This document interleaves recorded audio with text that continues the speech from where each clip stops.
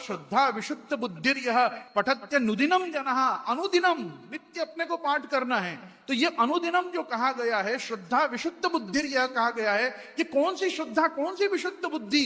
ये एकमात्र बुद्धि कि हम कृष्ण को बाद में समझेंगे, पहले हमको वल्लभ समझ में आवे और वल्लभ समझ में आके वल्लभ हमको कृष्ण समझाओ।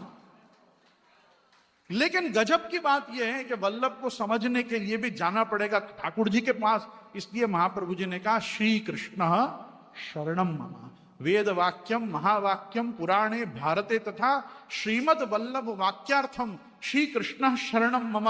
महाप्रभु जी के प्रत्येक वाक्य का एक ही अर्थ बनता है कि भगवान कृष्ण की शरण में रहिए, शरण भावना सहित रहिए, दीनता के साथ रहिए, दास धर्म के साथ रहिए। आप दीनता और दास धर्म का जब तक स्वीकार अपने हृदय पूर्वक नहीं करोगे, तब तक असंख्य असंख्य मालाएं करने पर भी कृष्ण की शरण भावना नहीं आएगी।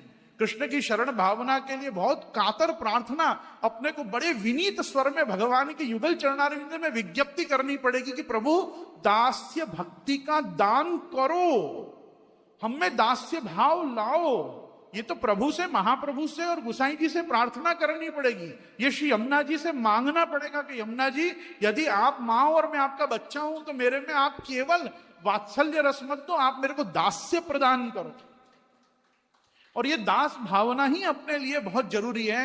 ये दास भावना आते ही हमारे में एक बच्चा ही केवल नहीं जन्मेगा, हमारे अंदर एक छात्र उत्पन्न होगा, और एक छात्र उत्पन्न होकर हमसे शिक्षा रूपी भूख से वो अपने को पोषित करने के लिए महाप्रभु जी के ग्रंथ मांगेगा। आज अपनी ग्रंथों को पढ़ने की भूख चली गई है।